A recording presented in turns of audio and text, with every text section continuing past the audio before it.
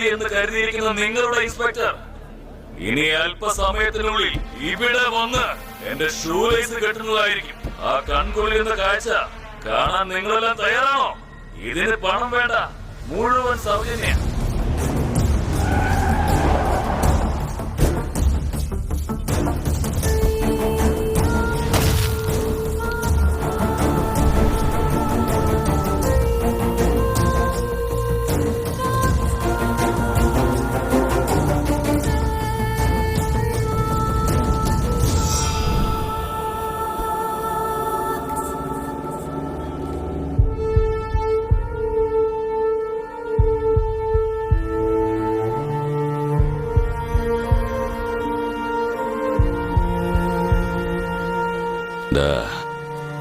Cap വെച്ച് വേണം എന്റെ ഷൂ ലേസ് കെട്ടാൻ.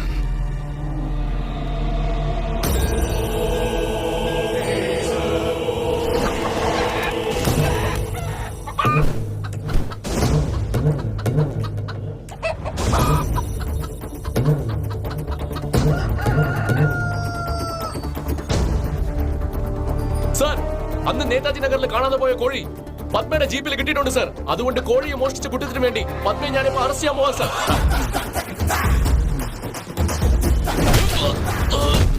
ചേട്ടാ,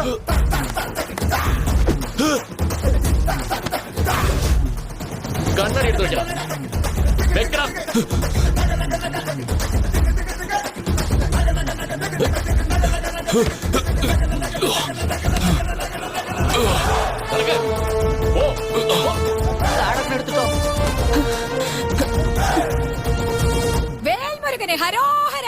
ഇന്ത്യൻ ശിക്ഷാ നിയമം 379 സെക്ഷൻ പ്രകാരം ആദിലക്ഷ്മിയുടെ പൂവൻ കോഴിയെ മോഷ്ടിച്ച കുറ്റത്തിനായി പത്മനാഭൻ എന്ന പത്മയ്ക്ക് 7 ദിവസത്തെ ജയിൽവാസവും 100 രൂപ പിഴയും ഈ കോടതി വിധിക്കുന്നു.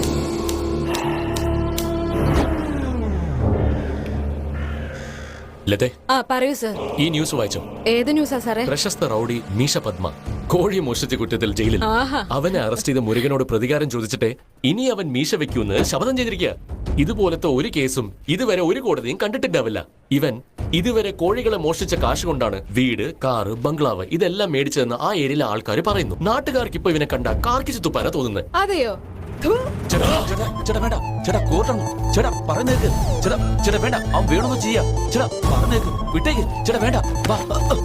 അനിയ, നീ ഡ്യൂട്ടിയിലുള്ള ഒരു പോലീസുകാരനോട് വൃത്തിയട്ട ഭാഷയിലാണ് സംസാരിച്ചത്.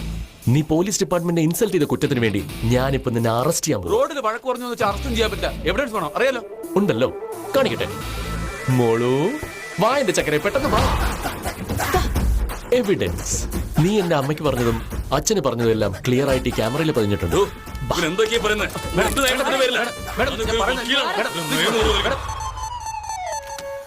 സർക്കാർ ഉദ്യോഗസ്ഥനെ അപമാനിച്ച് അയാളെ അസഭ്യം പറഞ്ഞതിനായി പത്മനാഭനെ IPC 794 സെക്ഷൻ പ്രകാരം 7 ദിവസം ജയിൽവാസവും 500 രൂപ പിഴയും വിധിക്കുന്നു.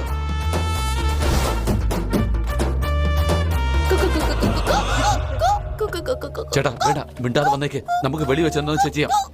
ചേട്ടാ, ഇവര് നിന്റെ അടുത്ത് പ്രശ്നം ഉണ്ടാക്കാൻ വേണ്ടി നോക്കിക്കൊണ്ടിരിക്കുവോ? ചേട്ടാ ഇങ്ങനെ കൊടുക്കണ്ട. ഈ വീട വാലിട്ട് മിണ്ടാതെ നടന്നു വന്നാൽ മതി. ഒന്ന് വാ, വേഗം വാ. വാ ഏട്ടാ. അതെ മേഡം, മേഡം പറഞ്ഞത് ഇത് നമ്മുടെ കോഴിയല്ലേ? അതെ, ശരിയാണല്ലോ. സാറേ, സാറിന്റെ ഷൂലേസ് അഴിഞ്ഞിട്ടുണ്ടോ? കെട്ടിവിടാൻ ഇവിടെ ഒരാളുണ്ട്. കെട്ടിവിടാൻ പറയട്ടെ സാറേ.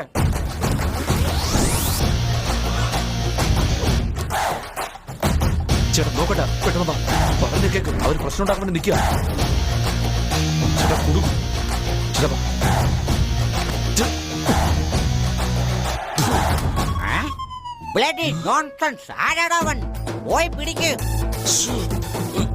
തന്നെ റിമാൻഡിൽ വെച്ച ജഡ്ജ് സദാശിവത്തിന് മേലെ പ്രതികാരം ചെയ്യാനായി വെറ്റില മുറുക്കി തുപ്പിയതിനാൽ പത്മയെ 7 ദിവസത്തെ തടവിന് വിധിച്ചിരിക്കുന്നു.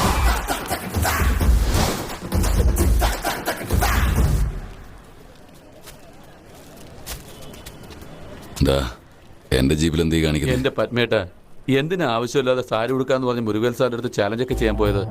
അത് ഏട്ടൻ മറന്നു, പക്ഷെ നാട്ടിലുള്ള ആരും മറന്നിട്ടില്ല. 1500 സാരിയാ ജയിലിലേക്ക് കൊടുത്ത് അയച്ചിരിക്കുന്നത്.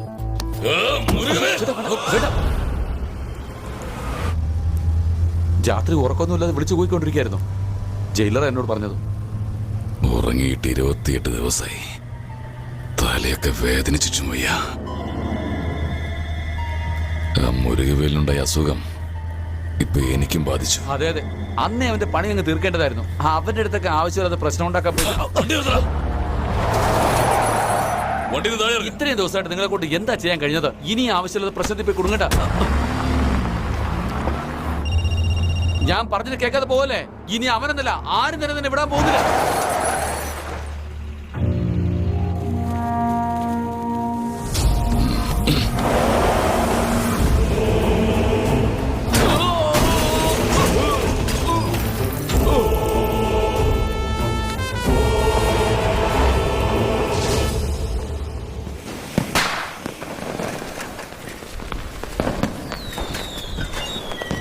മജീദേ, ഞാനിന്ന് ജീപ്പ് എടുത്തിട്ടില്ല.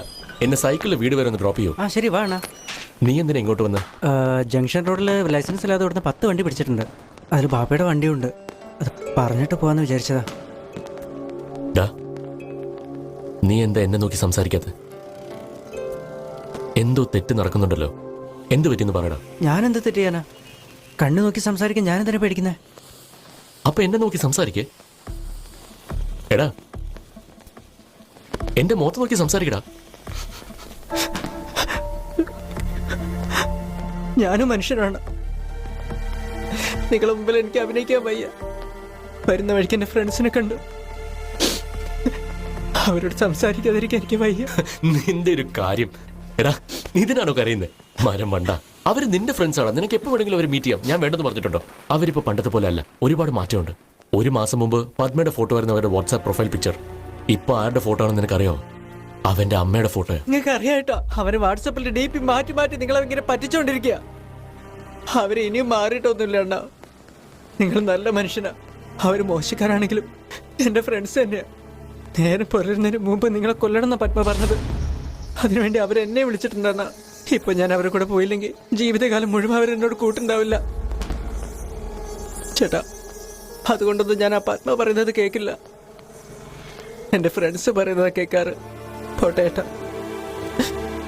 എന്നോട് ക്ഷമിക്കണം. ഞാൻ മരിച്ചു കഴിഞ്ഞ് നിനക്ക് വേദനിക്കൂടാ. ആ വേദന അവരെ നന്നാക്കും.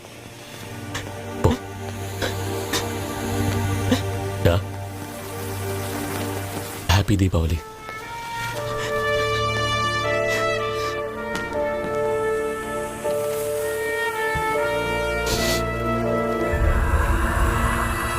ഡെയിലി നിന്നെ ഇങ്ങനെ ടോർച്ചർ ചെയ്തോണ്ടേയിരിക്കും. നീയേ ഒരാളെ നന്നായി കാണിക്കേ, ഞാൻ നിന്നെ ഉറങ്ങാൻ സമ്മതിക്കാം. ഒരാളെ നന്നായി കാണിക്കേ, ഞാൻ നിന്നെ ഉറങ്ങാൻ സമ്മതിക്കാം.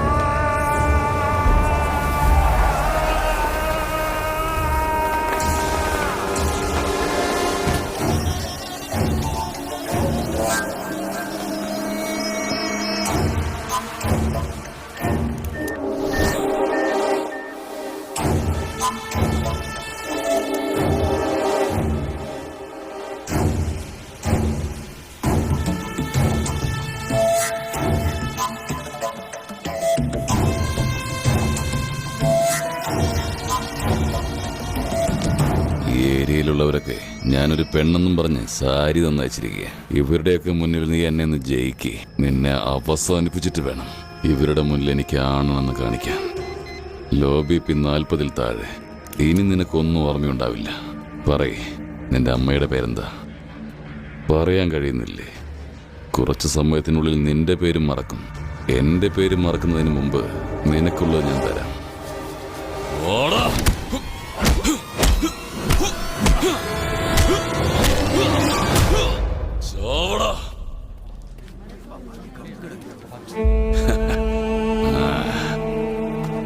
എന്താടാ, തല ചുറ്റുന്നുണ്ടോ?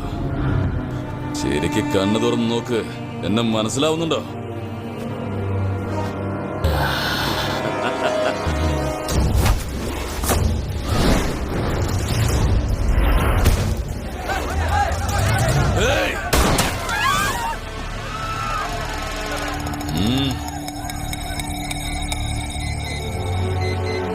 ആദ്യമായിട്ട് അവർ തന്നെ കൈകൊണ്ട് തല്ലി കൊല്ലാൻ പോകുന്നേ. അവസാനമായി അവന്റെ മുഖം കാണേണ്ടവർക്കൊക്കെ കാണാം.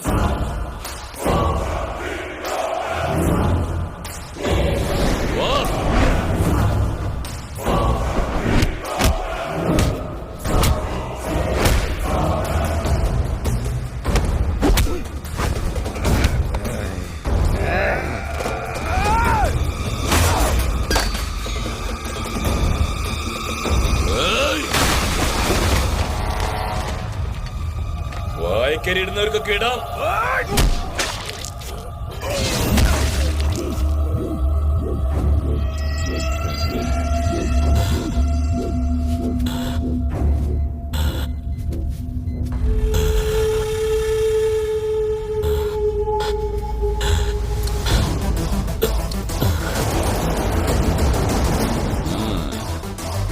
എന്റെ അടുത്ത് ദാ.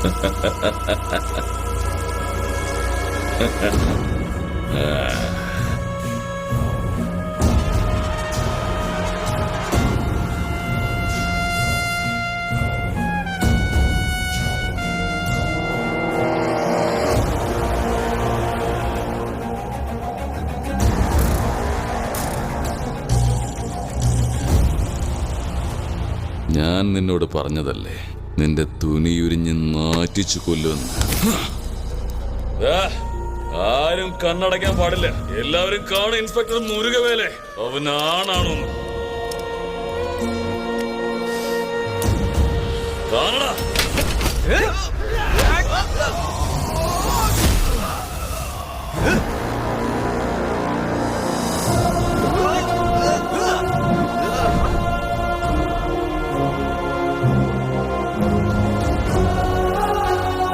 നീ തല്ലിയത് ആരെയാണെന്ന് അറിയാമടാ? എന്റെ ചേട്ടൻ ഒരുത്തനെ തൊടാൻ സമ്മതിക്കില്ല.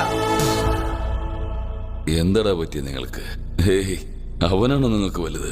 എടാ മക്കളെ, അവൻ വെറും ഒരു പോലീസാ. അദ്ദേഹാടാ ബെസ്റ്റ്, നീ വേസ്റ്റ് ആടാ. ഇതുവരെ നിന്നെ പേടിച്ചാണ് ഇവരെല്ലാം കട അടച്ചത്. പക്ഷെ നിന്റെ വാക്ക് കേട്ട് ഞങ്ങൾ അദ്ദേഹത്തിന് വയറ് കയറിയപ്പോ പുള്ളിയോടുള്ള സ്നേഹം കാരണം എല്ലാരും കട അടച്ചിട്ട് ഹോസ്പിറ്റലിൽ എത്തിയടാ. ഈ നാഴിയരിക്ക് വകയിലെ തെമ്പോക്കികളൊക്കെ കടയടച്ച അവരൊക്കെ മാസാവോ? മരിക്കാൻ പോകുന്നവന്റെ പിന്നിൽ എന്തിനാടാ മക്കളെ നിൽക്കുന്നേ? നിങ്ങൾക്ക് വലിയ തെറ്റാ പറ്റിയ മക്കളെ. നിങ്ങളുടെ മുരുകവേല് മരിക്കാൻ പോവാ. അവനോടൊപ്പം നിങ്ങളെയും ഞാൻ കൊല്ലും.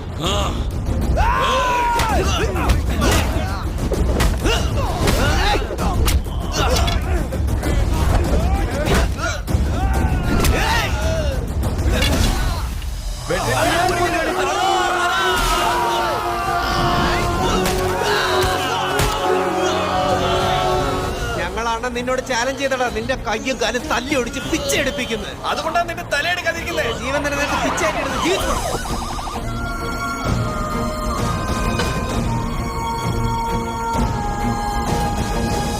പ്രശസ്ത ഗുണ്ടയായ പത്മയുടെ കൂടെ കൂലിത്തല്ലിനായി പ്രവർത്തിച്ചിരുന്ന 8 ബാലകന്മാർ കമ്മീഷൻ ഓഫീസിൽ കീഴടങ്ങി. ദുഷ്ടന്മാരാണ്